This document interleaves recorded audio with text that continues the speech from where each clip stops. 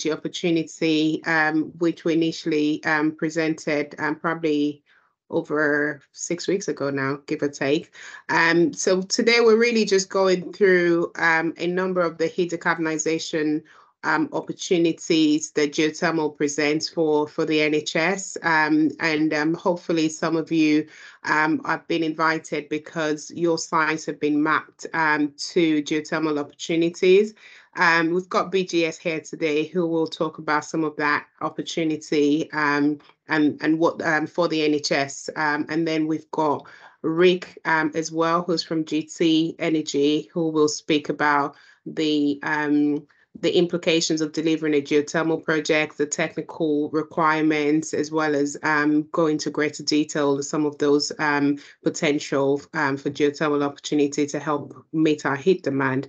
We've also got here today Dr. Kieran Mullen, who is a government stakeholder who has specifically written a paper on geothermal energy.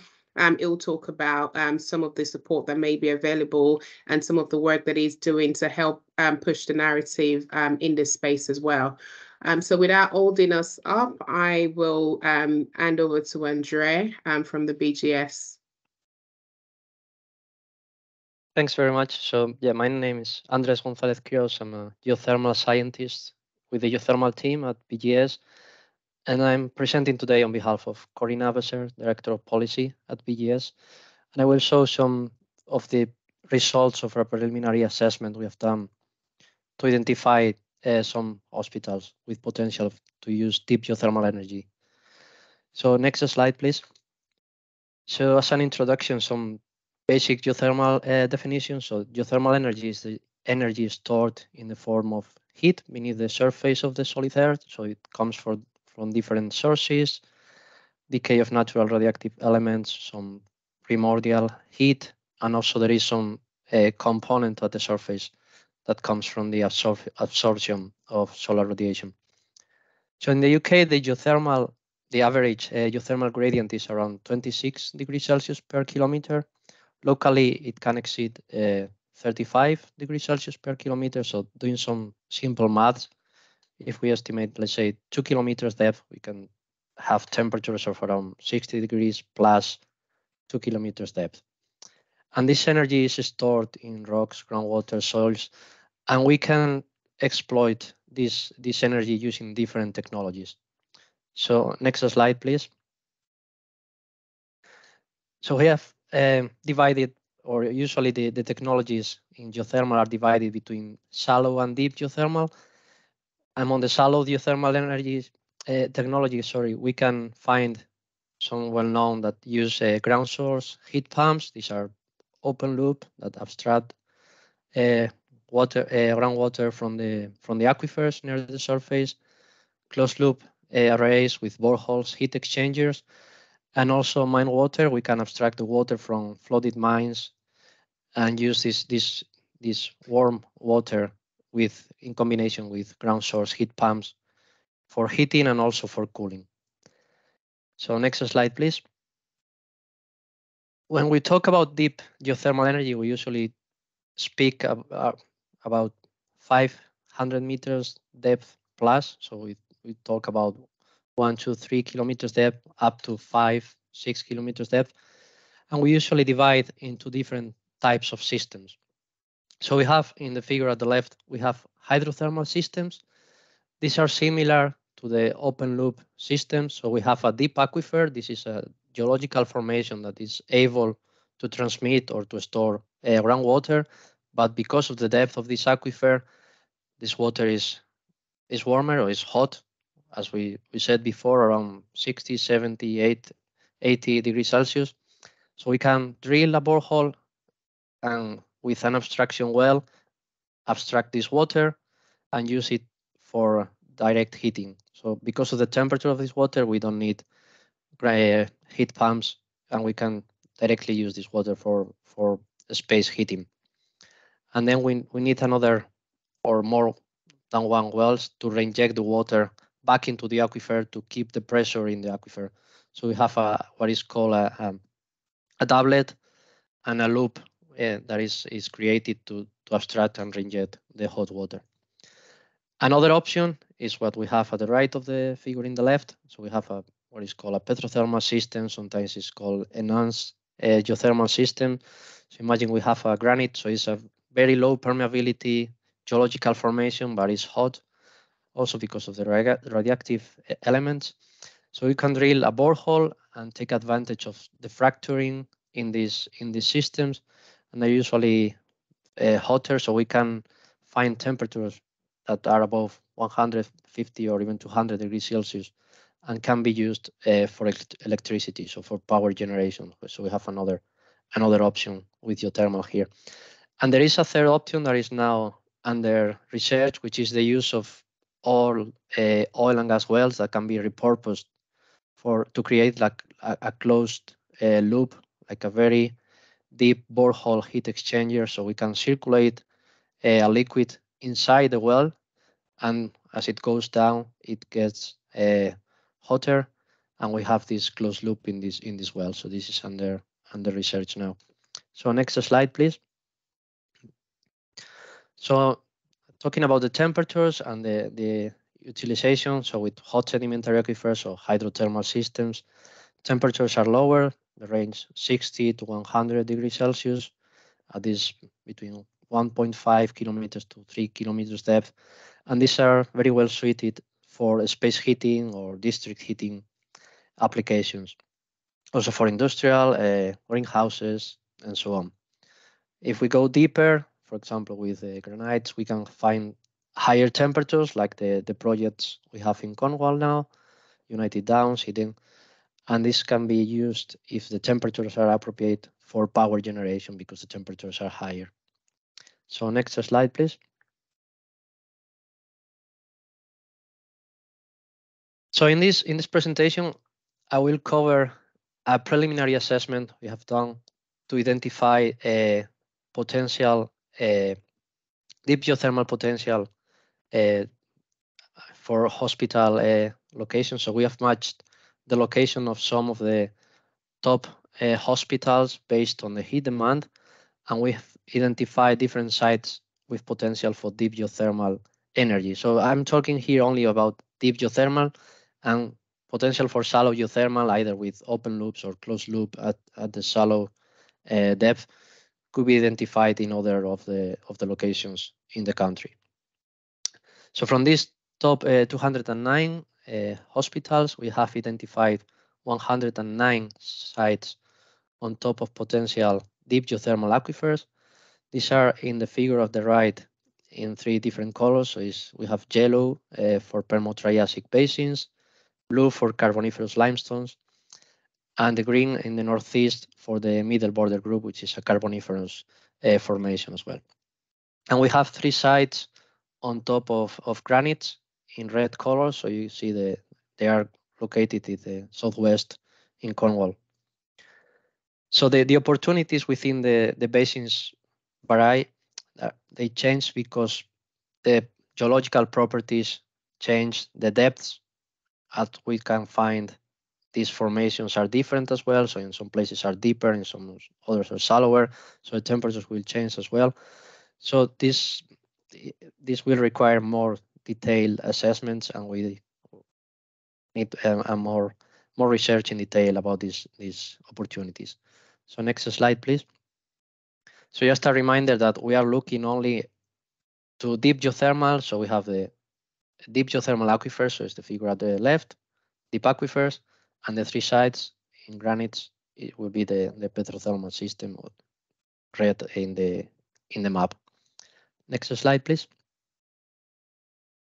So I'll show now some of the zooming on these areas of the highest potential, so you can identify some of the main hospitals. So the symbols for the hospitals are equivalent in size to the heat demand with the information we have. You see a color scale, which is the geothermal resource. So we have done a preliminary assessment of the calculating the volumetric resource in the formation per square kilometer, and this is a very preliminary study using a volumetric calculation, which is the maximum resource available in the area. So when we have orange, almost red colors, is higher potential. When we have blues, is lower potential. And you see that the green, we have the basin extent. Sorry. So the basin extent when there is no estimation of the resource is because the geological characteristics or the depth of this formation will be not enough to provide a geothermal resource or a deep geothermal resource, but could be open for open loop or shallow geothermal system using ground source heat pumps. So I'll show some of these images in some of the main areas. And as a reminder, this is a preliminary assessment.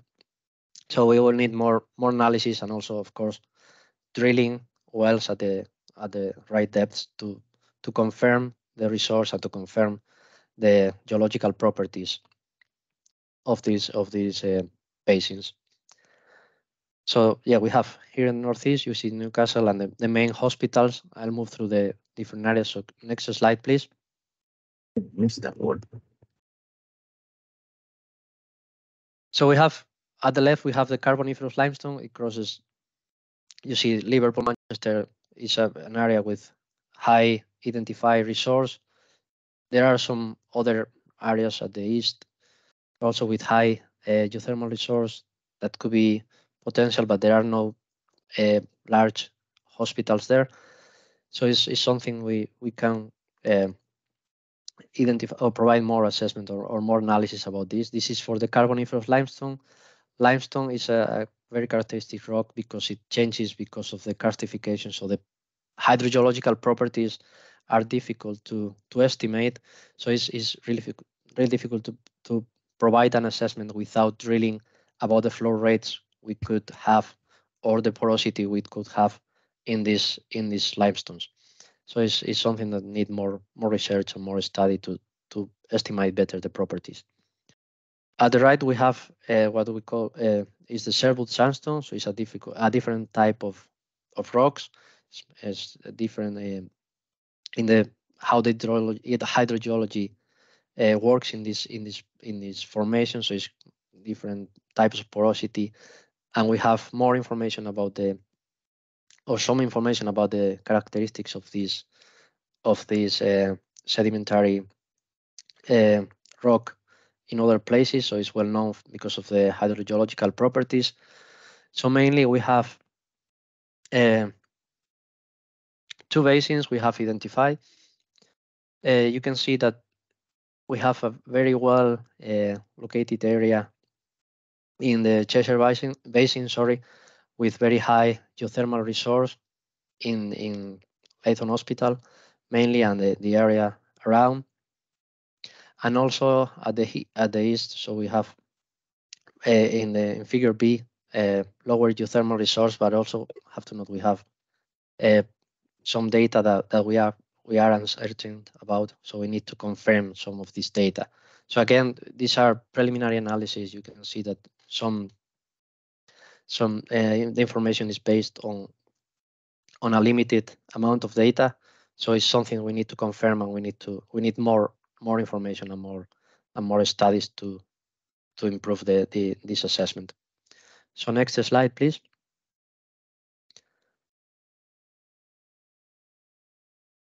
And in the south, we have the only basin that has been until now used for deep geothermal energy in Southampton. So the Southampton well was drilled almost 40 years ago, and it was producing 1.7 megawatts drill in the Sherwood sandstone. So we have confirmed the existence of deep geothermal resource in this Sherwood sandstone, or the yellow geological formation, as I said in the previous figure. And also you can see here the geothermal resource is smaller, but we need to confirm this because it's based on some preliminary data. So we have to use the previous data from this assessment, from the production of this deep geothermal well, to confirm the potential of the Southampton area and the south and the Wessex basin, which is a very prospective target. And we have the same type of geothermal resource at the right. So it's again talking about 1.5, 2 kilometers depth.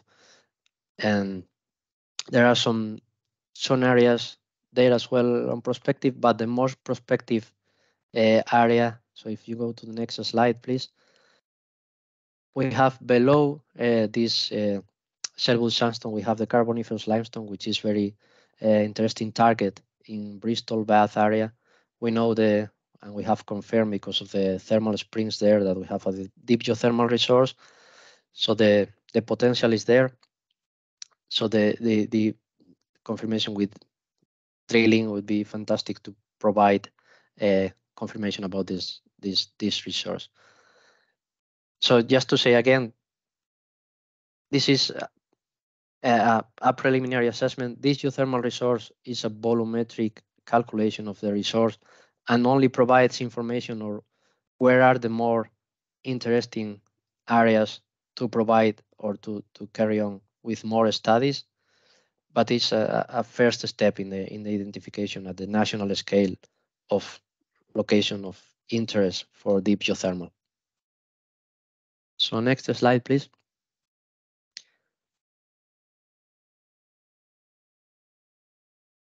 So using the data and the information of heat demand and the location of these hospitals above deep geothermal targets, we have ranked the different hospitals.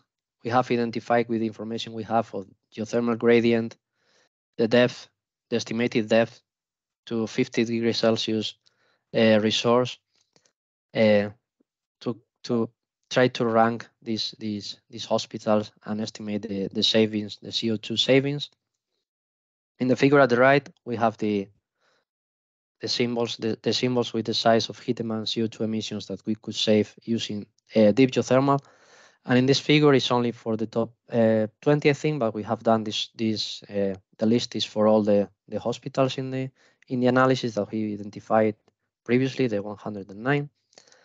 So it's like as I said, a first preliminary or a first step to have like an idea of the drilling depth required to find the deep geothermal resource and an estimation of the CO2 savings. I think this spreadsheet can be shared, so you can have this information in more detail and you can find your thrust in the table. So next slide, please. So from this first estimation, we have estimated that developing geothermal projects, the CO2 emissions, the CO2 savings could be between 1.3 and 22.7 kilotons CO2 equivalent per year for individual hospital sites, depending on the heat demand and the resource. And developing the geothermal project for the 30 top ranking hospitals could save emissions of around 281 kilotons CO2 equivalent per year. So it's around 12% of emissions from the NHS England's hospital estate. And assuming these annual emissions around 2,300 kilotons CO2 equivalent per year. So next slide, please. These are the steps for developing of the geothermal project. These are in the deep geothermal white paper recently has been published recently, and I think the next talk will go through this in more detail. So if we move to the next slide, please. This is my last slide. So as I said, we have published recently this white paper. This will be supplemented by a more detailed report that will complement this white paper, where you will be able to find more details about the cost of the project and more information about experiences in other countries in Europe that are more advanced in the use of deep geothermal energy. And as well, some of these maps I have shown about the areas of interest where you can identify the targets or the locations of interest for deep geothermal energy. So this is my last slide. So thanks very much, and I pass to the next speaker. Thanks. Good afternoon, everyone. Andreas, thank you very much. Purpose of my few slides here is to talk you through What next? If, having heard Andre's presentation, you're excited and a little bit heated about the potential for your trust, obviously you want to turn that into something material. You want to bring the heat to the surface, and you want your local dignitaries to come along with a big pair of shears and open your new energy facility, delivering zero carbon heat in due course. It's not a straightforward job, of course it's not. On this page here, we're presenting a few of the challenges associated with delivering a geothermal project. Andre's introduced a few of those, not least of which is it's a literal stab into the dark, drilling 1,000, maybe even as much as 5,000 or 6,000 meters into the unknown. In many cases, as he introduced, these are drilling into areas where there has been no previous exploration activity. And so the wells are entering into uncharted geology. We have technologies that enable us to look into that, but they are an inexact science.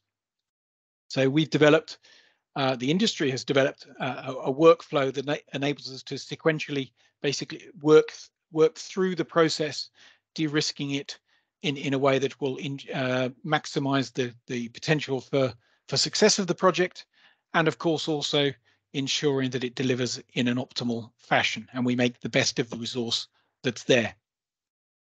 As with any large-scale civil project like this, there are planning and permitting requirements imposed on us by the regulatory environment, and you know, those are not insurmountable hurdles, but they are considerable nonetheless. And not least, this isn't cheap. Working at 6,000 meters beneath your feet, or a well that's going to penetrate that, as you can imagine, that requires large-scale equipment in order to extract that. So the project has got to work. It's got to work for the customer, for the trust. It's got to it's got to stack up against the counterfactuals that are available, the alternative low-carbon energy sources, but also we've got to excite a developer to want to work on the project and deliver a mutually satisfactory one. So those commercials have got to be worked out on a medium to long-term basis. There are a number of different grants available. The UK government have under the what is now the Department for Energy, National Security and Net Zero have introduced a grant scheme called the Green Heat Network Fund, which is available, and that can be applied in some circumstances, and also PSDS funding can also be applied for some aspects of the project. So that's a path that can be applied in order to reduce those large capital requirements, but need to be done at the right time in the right way in order to maximize the opportunities. So the workflow, next slide, please. So the workflow that we've got here, as I said earlier on, is basically set up in order to enable the project to move sequentially through the process and enable you to come up with the maximal chance of delivering what it is you need when you need it. Moving very logically from left to right, we go through a phase of assessment, and that's very simply builds on what you saw from Andres there, doing a geophysical and a geological review of the rocks, moving through a stage of feasibility assessment and determining whether or not there is a viable opportunity to bring that to the surface. We then go through consenting and detailed design, and obviously within detailed design you're also building up an idea of what the final cost will be by looking at the procurement that's needed in order to bring the necessary equipment and services to bear. And finally, you then construct the project, and that phase in itself can take from 1 to even 2 years' time, depending on the overall depth of the resource. Next few slides I'll go through, break those down into individual slides. So thank you, Clive. So, oh no, please, thank you. Okay, so one of assessment, as I said, is building on that geological work that you saw from Andreas, and then using additional resources that are available to us. Historically, the UK has attracted investment in a technology called seismic. Seismic is in effect an enhanced ultrasound. So similar to when you're looking into the body, we're looking into the ground. Obviously, a little bit different energy levels because we're going down through many meters of rock. But in principle, it's very similar. And from that, we can build up a picture of build on the pictures that the basin models have done. And indeed, we may come to the view that we need to carry out further assessments and carry out additional surveys in order to build upon those historical surveys. Ultimately, what we're looking to do is to validate whether or not there's a resource. How challenging will it be to go after it? So in effect, is it worth the effort and the time that's spent in doing that? And ultimately from that, you can determine whether or not the project is viable to progress, which takes us to the next stage. Next picture, please, Clive. Okay, so once we've determined that we've got something that we want to pursue, we then need to look at the technical feasibility of whether or not it's actually possible for us to get after it. That may, as I said earlier on, involve carrying out these additional seismic surveys. And the picture in the middle there shows a seismic survey that was taken recently in the West Midlands associated with a geothermal project. And what we're looking to do at the end of the project is build something like that you see in the top right-hand corner, which is a three-dimensional picture of the rock underneath your feet. The big daggers that you can see coming down, those are representations of faults. And what we're trying to do then is plot well trajectories. As you heard from Andrea's pitch, we typically drill two wells. One is a producer, so it's used to extract the hot waters from the subsurface, and the other is an injector to return those hot waters. What we don't do is pump those geothermal waters around the hospital or around a heating network because they're typically quite caustic, very salty, and would damage the equipment. So what we do is we run them through a heat exchanger very close to the surface, very close to the wellheads, and then return them back to whence they came from. And that's why you need two wells. The other phases of the project that we go through during feasibility here are looking more at the surface side of things. So what we're looking at is the actual heat demand from the hospital, and that's sort of pictorially represented in the right-hand side there. And in obvious sense, what the hospital has is a seasonal variation. So you need more heat in the winter than you do in the summer, and quite often you'll have a daily variation as well, needing more heat sort of in the mornings when everyone's taking showers or when things are being warmed up after the night, and then less as you get through the day and the warmth of the sun is bearing down on the building. Quite often, potentially, you'll need cooling as well, which can be satisfied through a geothermal system. So, of course, what we're trying to do here is understand what the peak demand of the hospital is, and therefore how much of that demand the geothermal system may be able to satisfy. In some scenarios, and in some of those deeper basins that you saw from Andreas's slides earlier on, then the answer is 100%. In other areas, you may need to require some form of augmentation through a high temperature heat pump or similar, in order to boost the temperatures of 50 to 60 degrees and bring them up to more usable temperatures. So what we're trying to do fundamentally through the phase of through the feasibility phase is to match the resource that's available beneath the ground to the requirement at the surface, and develop a concept that will deliver maximal value and enable us to progress to the next stage. Next slide, please. So once we've got a viable concept of a project, what we're looking to do then is to approach the regulatory bodies that would enable us to carry out that project, and that consists of two main areas. One of which is the local planning department within the borough councils or within the county councils, depending on where you sit, and obviously that's looking at, in effect, the surface implications of the project. And the Environment Agency are concerned about what's going on beneath your feet. There's some overlap, but that's broadly what each of the different regulators is concerned with. From an EA perspective, actually, multiple permits are required because we are both abstracting, so removing water from the aquifers, and also re-injecting it once the heat has been taken out of it. So there's multiple permits that are required there. And this stage of the process works us through that in order to come to a satisfactory outcome with the regulators that convinces them that you are capable of moving forward to the next step. Next slide, please. Okay, well, so once we've now got a technically feasible project and a regulatory acceptable one, we go through the final stages of detailed design and procurement that are able to come up with an overall cost for the project. And obviously, this is the point where we're ultimately looking to come up with a commercially favourable outcome for the trust that gives it a project that is worth proceeding with at a price that is lower than the alternative low to zero carbon technologies that are available. So during detailed design, it's a case of engaging with the relevant parties who can provide the drilling rigs, can provide the services that would enable us to carry out the project in the most effective manner. With the ambition that at the close of this phase, we have a project that has a commercial future.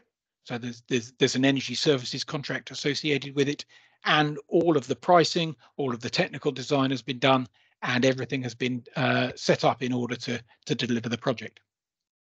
Next slide, please. Finally, we then get into the construction phase. Construction phase. This is a tried and tested technology. We're talking about drilling to deep depths, absolutely. But this is something that has historically taken place on the mainland UK, and in particular, in recent time, is taking place in a number of our European countries across the Channel. So Germany, France, the Netherlands, Belgium have all got very, very active geothermal programs and are drilling tens of wells right now in order to abstract heat from very similar rocks to those you heard from Andrea's presentation. And in fact, in the bottom right-hand corner, you'll see a rather top-down view of Dr. Mullen's position actually visiting one of these. So we went over about I think it was about 9 months ago to an operating facility in a place called Pullack, which is just near Munich, and visited and toured and heard the story. That's quite engaging. I mean, to hear the growth from what was a literal stabber into the dark to now something which is empowering and heating most of the city of Munich. The ultimate aim is to, as we said earlier on, to extract the water from the geothermal systems and then pump that into a heating network or into the hospital's heating systems. The surface footprint, once you've delivered all of this subterranean technology, is actually very small. The picture in the top right corner there is actually the surface control center of that same facility in Pullack that we're showing in the bottom right-hand corner. Very, very insignificant. Typically, if you want to visualize that, it's about the size of a large shed, maybe 6 to 8 car parking spaces. It's very, very small. Obviously, when we're actually carrying out those drilling operations, it's more significant. And the two pictures in the top left and the center show the kind of space footprint that's required just to get your eye in. That drilling rig in the middle there, which would typically be on site for about 12 months. That's up to 50 meters high. But I do emphasize that that's a temporary operation. And the baffling that you see around it, in fact, in both of the pictures, that baffling can be very, very good at limiting both noise and light to the surrounding areas. The two pictures we've got there are of relatively rural environments, but similarly we're aware of projects, particularly in the Paris Basin, literally are in right up against apartment blocks. So it's a technology and an approach that is particularly suitable to urban environments, and doesn't, in its ultimate configuration, doesn't require a large footprint in order to deliver very, very significant energy flows into the hospital. If we can move on to the next slide, please. I will hand over now to Kieran to continue the story.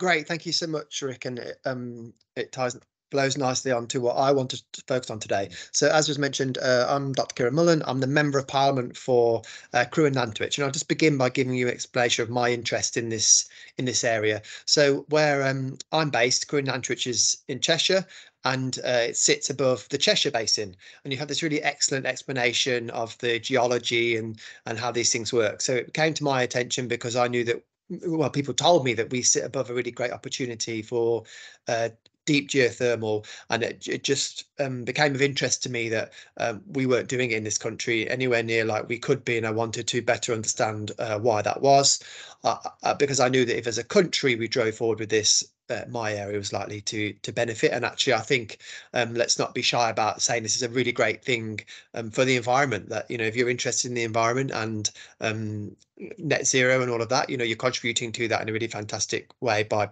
pushing this technology. And I was very lucky that then Prime Minister Boris Johnson and then later Prime Minister Rishi Sunak asked me to just do a review of this technology for the country. And I think that's helpful because, you know, you've heard today so far from experts, but what I can tell you is I'm absolutely not an expert. I'm a medical doctor, I'm not an engineer, and so, you know, I came at it from a non-expert point of view, but it was really clear to me, particularly when I looked at other countries, that this is, as you've heard, a very tried and tested technology, and there isn't really a particular reason why we don't do it in this country. In politics, you sometimes learn that different countries do different things for no particular reason, but once a ball gets rolling, or in this case when a ball doesn't get rolling, it just takes a bit more work to get it kick-started. So that was the aim of my report. So as mentioned, I've been and visited a geothermal plant, and you know, you saw the images there.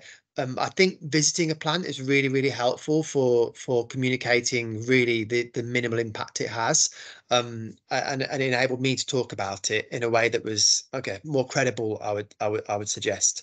And so I released this report, and what I want to focus on today really is just, as the slide says, that I'm raising it at a national level with government, and when we are making progress. So some of you may have seen there was lots of stuff in the news about the latest award for contracts for renewable energy in this country, and the news was really focused on the fact that there weren't new rounds for wind turbines. What the news didn't cover was actually for the first time we've got 3 deep geothermal projects that have been awarded funding by the government as part of its renewable energy projects for electricity. So that's already shows you the progress we're making.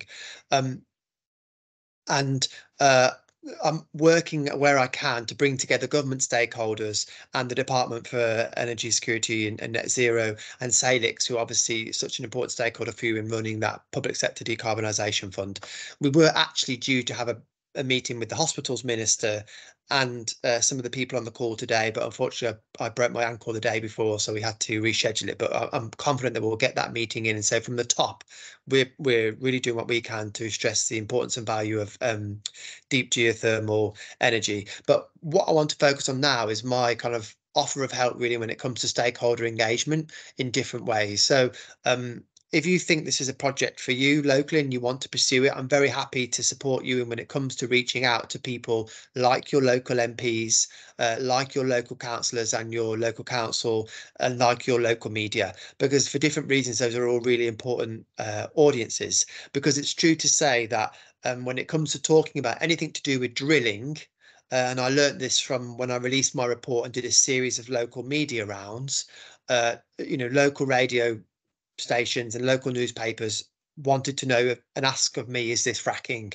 And so I think what you need to really have a clear idea about is how you explain that it's absolutely not fracking.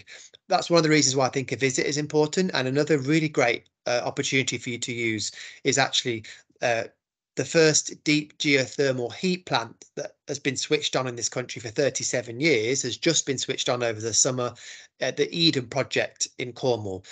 Most people have some recognition of what the Eden Project is. They hear the Eden Project and they think of those big biomes and they think green, clean, environmentally friendly. So it's a really great way of engaging the public to talk about that project as an example of who's doing this, and perhaps it's an easier visit to make than going to Germany or France, etc. And so I think that's some of the initial advice I would give you. But similarly, having visited the Eden Project myself, they also talk about the importance of stakeholder engagement. Now, if you're here as the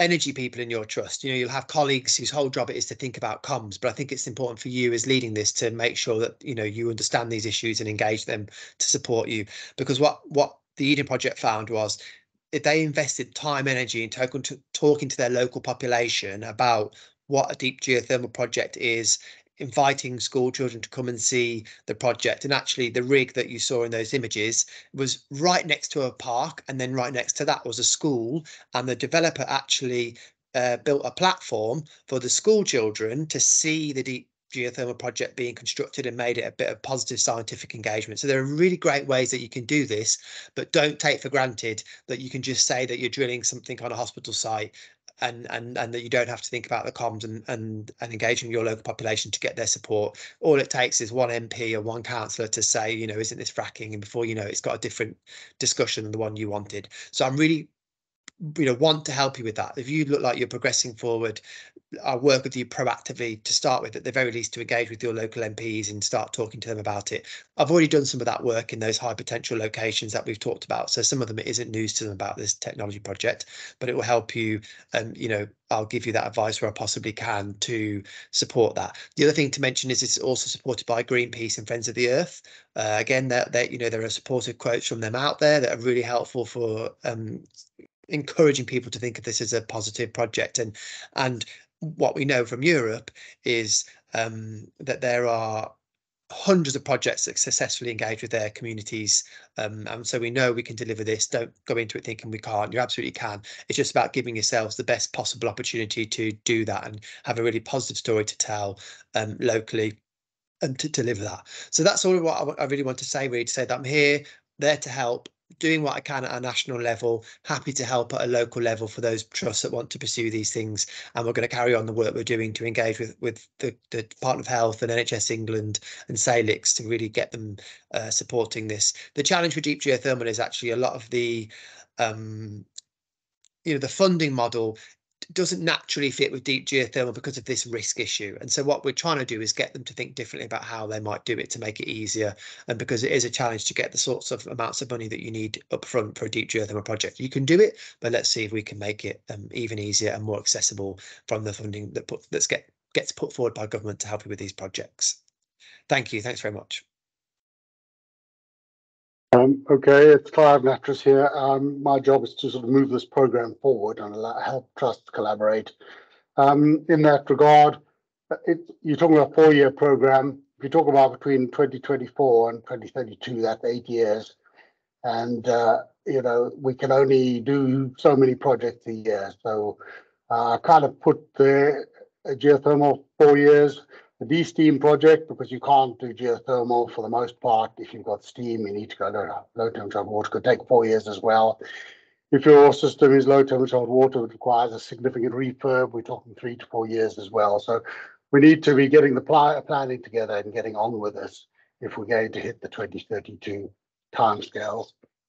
The NH Power program is all of us working together to help each other, all the committee members on the call and yourselves. Can we, by helping each other, do things together, save everybody work and stuff? So the technology meeting, the second arrow from the left, underway now. We're in the repeat. At IHEM, we've got the workshops. On the 11th is the Hydrogen Day. The 10th is geothermal and the other technologies. It's also the day the PSDS is supposed to open, so I hope that's not going to have too much impact, and the strategic people can come to the workshops, and perhaps the people who are pushing the buttons for PSDS can go to do the PSDS application. We've got road shows. It says November. The first date is technically in November, but it really gets going in December now. We've reviewed the dates. You should be aware of this table. We've done the initial talks. We're on the second round now of the workshops. I just told you how those work. By the end of IHEM, we really want you to have heard the talks, which you've had beforehand, and actually being close to deciding what technologies can work for you in your journey to net zero. And you might have no technologies, which means we'll be back into heat pumps and mitigating that. or you may have a technology, geothermal, hydrogen, or district heating that's green, that can get you to net zero. We want you to know which ones apply to you, and roughly when you need to get on with it. So that's the workshop's objective. And then we're developing some new tool sets.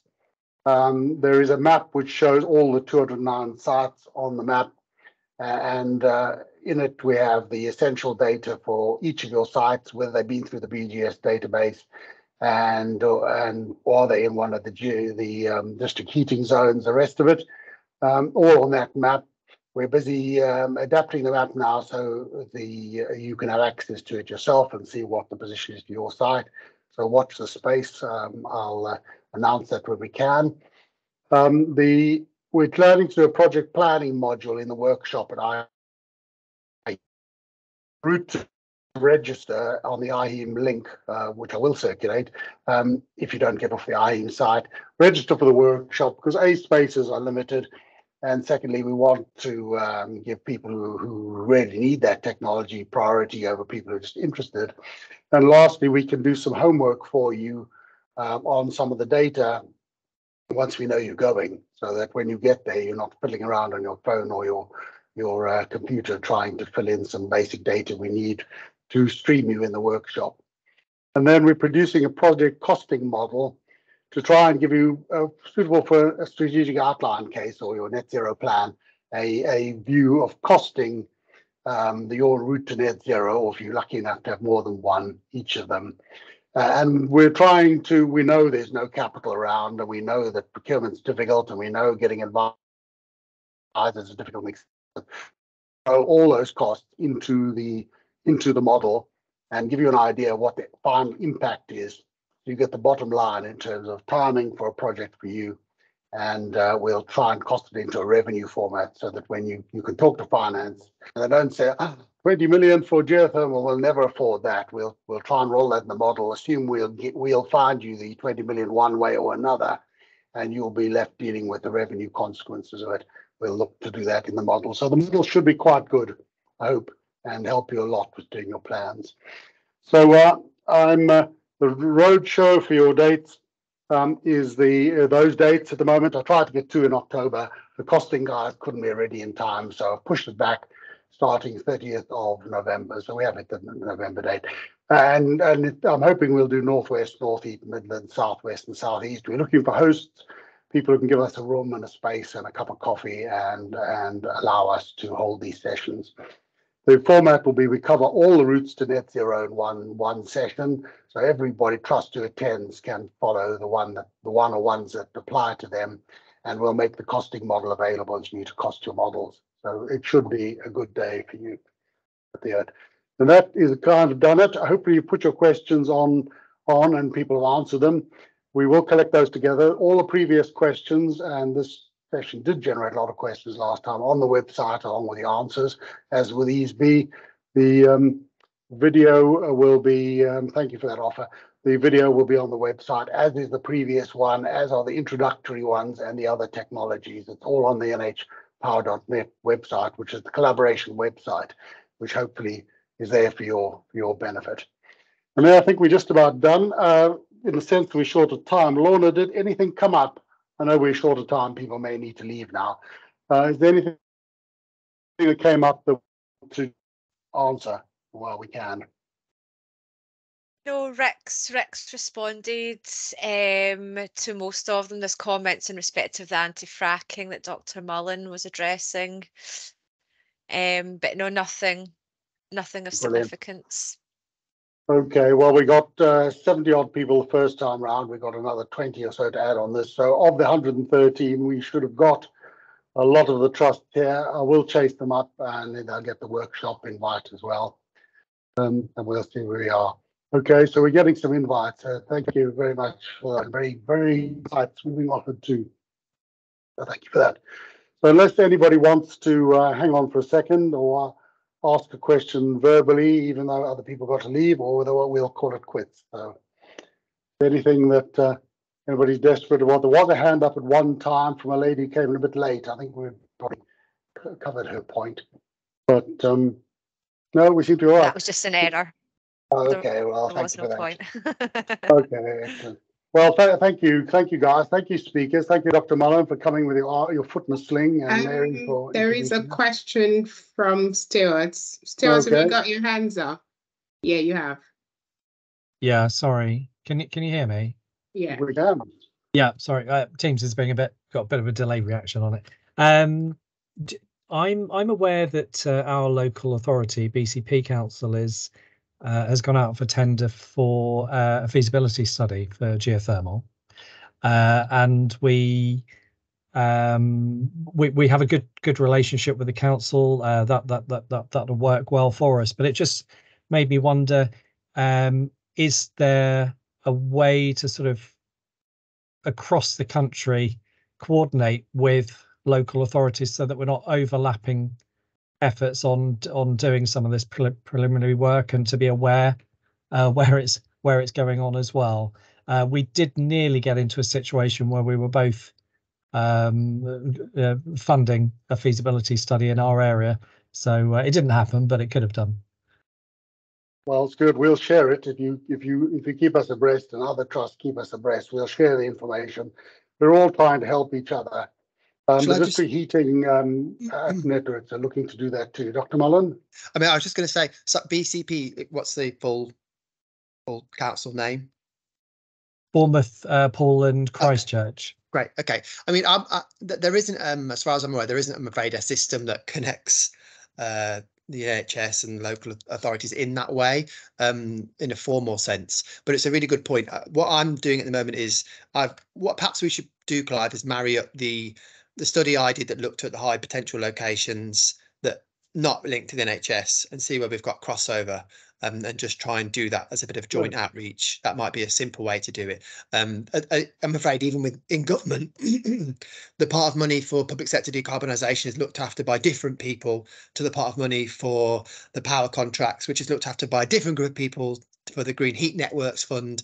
So I'm afraid joined up thinking is always really hard. So I don't think we've got a systematic way of doing it. Perhaps just organically we can try and marry up those sorts of examples and maybe do a bit of a cross-referencing exercise.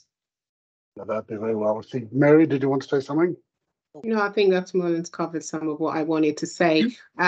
Rick may have something to say, but the only other thing to mention is the fact that most local authorities and authority areas are starting to develop regional, what's the word now? My brain's failed me, but essentially a master plan for energy at their level. And I think this is where some of this work will link in. A lot of the heat decarbonisation plans that are coming out from trust, some of the work that we're looking to do is marry up that data quantitatively to overlap against this local energy plan. That's the word. Thank you, Stuart. Yeah. So yeah, go on, Rick. Yeah. The only other the extra department that you need to include in that list, I think, Dr. Mullen, is the heat zoning people. There's pilots been initiated in a number of different cities. We're feeding into a couple of them, but they're looking to do exactly what Stuart's identified there, build up little clusters of demand. So it would be a natural party, I think. I almost think something on a similar scale needs to happen for geothermal energy itself, but yeah, I think that's a watch this space thing. Well, in the district heating network, we discussed the 26 pilot zones and joining up with those, and we've tried to match the hospitals that can match with that. But it's difficult to know everything that's going on, and we will map stuff and add them to the map, which we'll make available to you if you could help us find the information, so that we only have to find it once amongst us. Okay, anything else while we've got all these great people around? No? Well, thank you all very much. Lovely to see you all. And we carry on next week. What have we got next week, Lorna? We've got question, Clive. District heating. Yeah, district heating next week, isn't it? Yeah. Yes. Where we cover the 26 zones on that, Stuart. And we give an example of the project going on in Rotherham. We've got the developer there who's working with Rotherham Hospital there. And stakeholder engagement will be covered there. And then the week after that, we've got East Coast Hydrogen, which actually covers a lot more on the East Coast, for those that are lucky enough to be getting hydrogen. Okay, are we done? Thank you all very much. Feel free to enjoy the rest of your days.